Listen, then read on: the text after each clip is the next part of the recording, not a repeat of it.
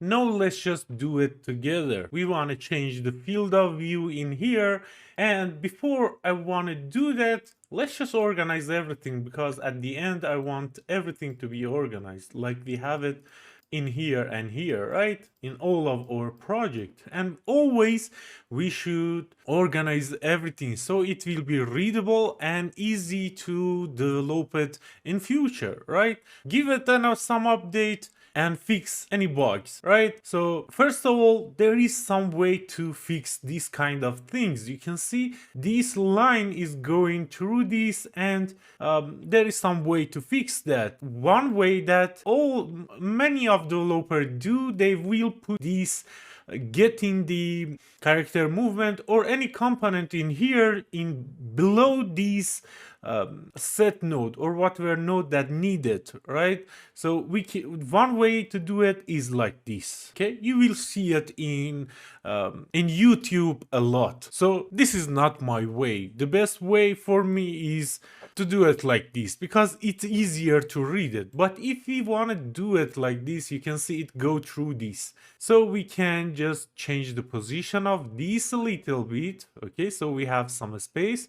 Get this here, get this here, and now with middle mouse in here, double middle mouse, we can create this break node in here, and we can reposition our track or our connection in here. We can do it for the bottom one as well. And no, I think it's better. It's easier to read. And like always, select everything, hit C on your keyboard to create a comment. And this one is for walking and running. So this way we can find it fast. And I want to again give it a color. So let's just copy this color and give it this color, because this is about the movement, right? So let's just do it and know about the field of view. So first thing to do, I want to get the camera, right? And in this camera, if you click on it, you can see there is a lot of options. And all of these options are just some variables inside this blueprint class. This camera is just a blueprint class. All of this component is just a blueprint class that Unreal Engine developer created for us to make our life very much easier, right? So now with this camera, let's just drag and drop from it and say field of view, okay? And now you can see, because we check the context sensitive, it will give us some option in here. And there is set field of view and there is set field of view in here as well. First option in here, it will get the camera automatically, but this option in here, we get the camera before. We don't need to get camera again, so we can just use this. Or the other one. You can use the other one as well. So let's just show you the other one as well. And field of view, and it's not showing up. It's okay. So with that, we can change the field of view, but it needs the execution pin. So we can just go to project option and define a right mouse button in there. And if you want it for the gamepad as well, but in here we can just search for right mouse button. We can just do it in here. But the better way to do it, you know it by now, that if you go to project setting in input, it will always better to do it in here. Why? Because, for example, you create your game for PC and now you want to port it for Nintendo Switch, right? And with this action mapping, you can just add the action for jump like this for the Nintendo, right?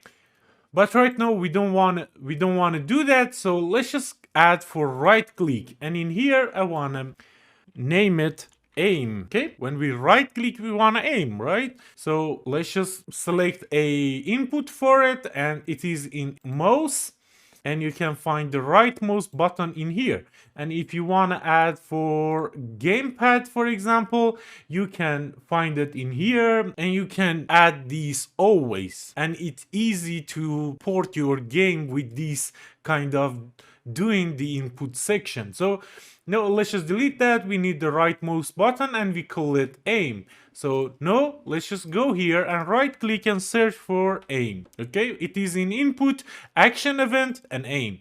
When we press right click, we can change the field of view to 50, for example, like this. Okay, let's just bring it up a little bit. And again, when we release it, we want to set the field of view again to 90. We can get another set field of view node by drag and drop from this camera again and search for field of view again, like this. So we did use this camera, and we can do it like this. Of course, we could just do it like this, get the camera again and do it like this, and everything should be fine. But these two camera is the same in here, right? So we can use just one like this.